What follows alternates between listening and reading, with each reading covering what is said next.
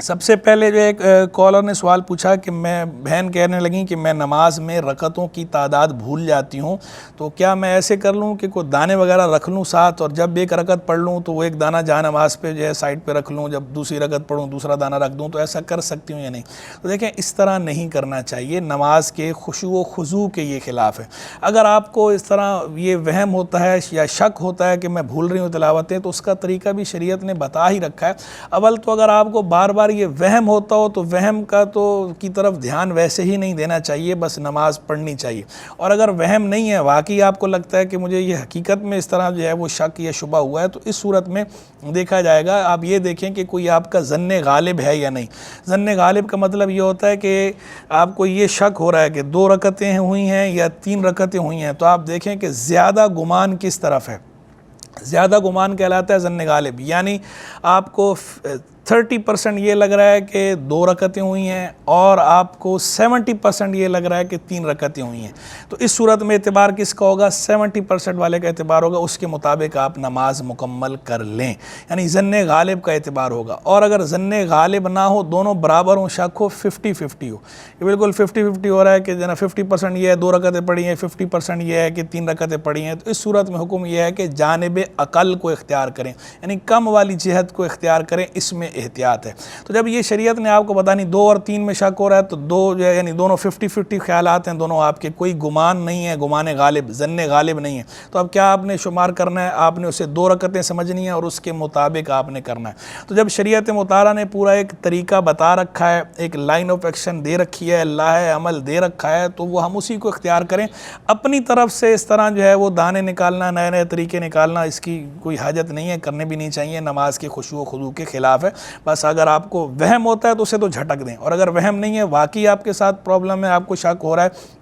تو دیکھ لیں ظن غالب ہے تو ظن غالب پر عمل کریں، اور کوئی ظن غالب نہیں ہے، 50-50 ہوتا ہے، تو بس جانب عقل کو آپ اختیار کریں، اور اس طرح اپنی نماز مکمل کر لیں۔ پھر جو ہے وہ ٹاپک سے ریلیٹڈ ہی جو ہے وہ ایک کالر نے پوچھا، یہ 2 الگ الگ کالز آئیں کہ جناب موبائل کے اندر جب ہم قرآن پڑھتے ہیں تو بے وضو پڑھ سکتے ہیں یا نہیں پڑھ سکتے؟ دیکھیں موبائل کے اندر بھی قرآن پڑھتے ہوئے اگر آپ کا وضو ہو تو بہت اچھی بات ہے، نور علی نور ہے، سونے پر سہاگا ہے، لیکن اگر آپ بے وضو بھی موبائل پہ قرآن شریف پڑھ لیتے ہیں موبائل پکڑ کر، تو یہ جائز ہے، اس میں وضو ہونا ضروری نہیں ہے، بے وضو پڑھنا بھی بالکل درست ہے، کوئی گناہ اس میں نہیں ہے۔ اس کی وجہ یہ ہے کہ موبائل پہ جب ہم قرآن شریف پڑھتے ہیں تو موبائل کے اندر یہ سافٹ ویئر ہوتا ہے، جو نقوش بن رہے ہوتے ہیں، ایک تو یہ سافٹ ویئر ہے، یہ مصحف شریف نہیں ہے، قرآن نہیں ہے، باقاعدہ مصحف قرآنی نہیں ہے۔ دوسرے وہ نقوش بھی جو بنتے ہیں وہ بھی ریم پر بن رہے ہوتے ہیں، اور ہمیں صرف موبائل کے جو اسکرین ہے، جو شیشہ ہے، اس پہ باقاعدہ نظر آ رہے ہوتے ہیں، بن وہ ریم پر رہے ہیں،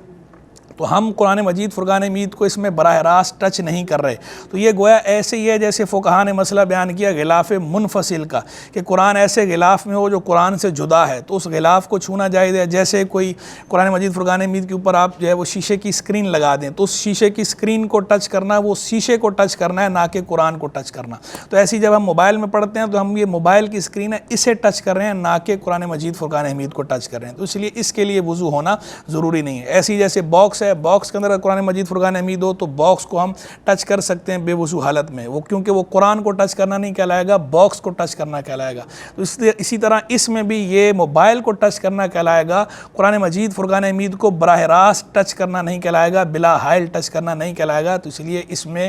وضو ہونا ضروری نہیں ہے۔ اگرچہ بہتر یہ اس میں بھی افضل اولا یہی ہے کہ بندہ وضو کر لے تو اچھی بات ہے، اور بعض علماء اس کے لیے ضروری بھی قرار دیتے ہیں، ان کی اپنی ایک رائے ہے، وہ بھی قابل احترام ہے، وہ یہ رائے رکھتے ہیں کہ اس کے لیے اس حالت میں بھی وضو ہونا ضروری ہے۔ لیکن بہرحال اکثریت کا موقف یہ ہے، اور ہمارے نزدیک بھی مفتہ بھی یہ ہے، مختار یہ فتویٰ ہم اس پر دیتے ہیں کہ موبائل پر قرآن مجید فرقان حمید کی تلاوت کرنے کے لیے وضو ہونا ضروری نہیں ہے، بے وضو بھی آپ ٹچ کر سکتے ہیں، کہ یہ قرآن مجید فرقان حمید کو براہ راست ٹچ کرنا نہیں کہلاتا۔ پھر ایک بہن نے پوچھا سوال کہ میں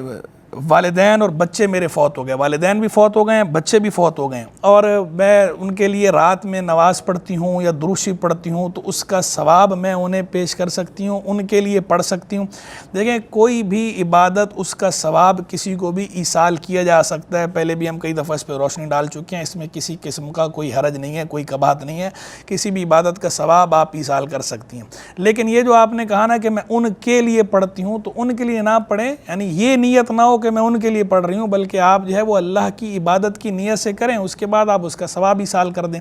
تو وہ ثواب آپ کو بھی ملنا ہے، ان کو بھی ملنا ہے۔ اگر آپ نے ان کو ایصال کرنے کی نیت سے پڑھے تو بھی نماز تو بہرحال ہو ہی جانی ہے اور آپ کو ثواب بھی ملنا ہی ہے، لیکن بہتر یہ ہے کہ عبادت میں اخلاص ہو، خلوص ہو، تو آپ اللہ کی رضا کے لیے عبادت کریں، اس کے بعد آپ کو اللہ تبارک و تعالیٰ نے اختیار دیا ہے، شریعت نے حق دیا ہے دعا کا، دعا میں آپ انہیں اس کا ثواب ایصال کریں، ساری دنیا کو ایصال کر دیں، سارے مسلمانوں کو ایصال کریں، اچھی بات ہے۔ پھر جو ہے وہ ایک بھائی نے سوال پوچھا کہ پاکستان میں نکاح ہوا ہے، آن لائن نکاح ہوا ہے، تو اس طرح آن لائن نکاح ہو جاتا ہے یا وکیل ہونا ضروری ہے؟ دیکھیں ویسے تو نکاح کے لیے مجلس کا ایک ہونا ضروری ہے، اتحاد مجلس ضروری ہے۔ اکثر علماء کا موقف یہ ہے کہ اس صورت میں وکیل کے ذریعے ایجاب و قبول کرایا جائے،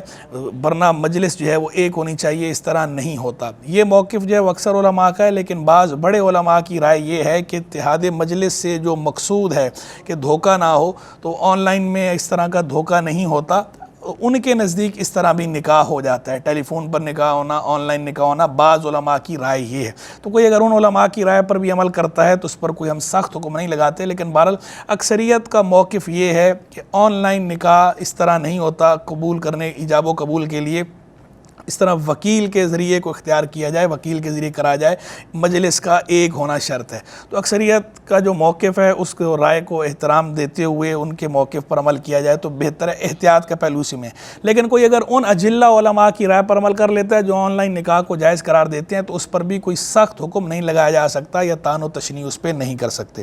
پھر جو ہے وہ ایک بھائی نے سوال پوچھا کہ ظہر کی سنتیں ظہر کی اذان کے دوران پڑھ سکتے ہیں، گناہ نہیں ہے، لیکن بہتر یہ ہے کہ اذان ہو جائے تو اس کے بعد آپ سنتیں پڑھ لیں، بہتر یہ ہے، اذان کا احترام کریں۔ لیکن اگر اذان کے دوران بھی آپ ظہر کی سنتیں پڑھتے ہیں تو پڑھ سکتے ہیں۔ پھر جو ہے وہ ایک بھائی نے سوال پوچھا کہ نماز پڑھتے ہوئے مسجد میں ہم جو ہے وہ ٹوپیاں رکھواتے ہیں، کیا ٹوپیاں رکھوانے کا بھی کوئی ثواب ہے؟ دیکھیں مسجد میں جس طرح کی ٹوپیاں لوگ رکھواتے ہیں، اس طرح کی ٹوپیاں دیکھ کر تو نہیں لگتا کہ اس پہ کوئی یہ آپ اس کو عزت دے رہے ہیں، کیونکہ ٹوپیاں اتنی گندی ٹوپیاں رکھوائی جاتی ہیں، اتنی میلی، ویسی اللہ کی بارگاہ کے تقدس کے منافی نظر آتی ہیں۔ معززین کے سامنے جب جائیں تو اچھی حیت میں جائیں، اچھی ٹوپی میں جائیں یا اچھے امامے میں جائیں۔ اس طرح کی میلی کچیلی ٹوپیاں یا ایسی کہ جو آپ معززین کے سامنے اس حلیے میں نہ جا سکتے ہوں، اس حیت میں نہ جا سکتے ہوں، تو اللہ کے سامنے بھی اس حیت میں آپ نہ جائیں۔ تو اس طرح ٹوپیاں رکھوانے کی بجائے ہاں کوئی اچھی آپ نے ٹوپی رکھوانی ہے، جو ٹوپی معززین کے سامنے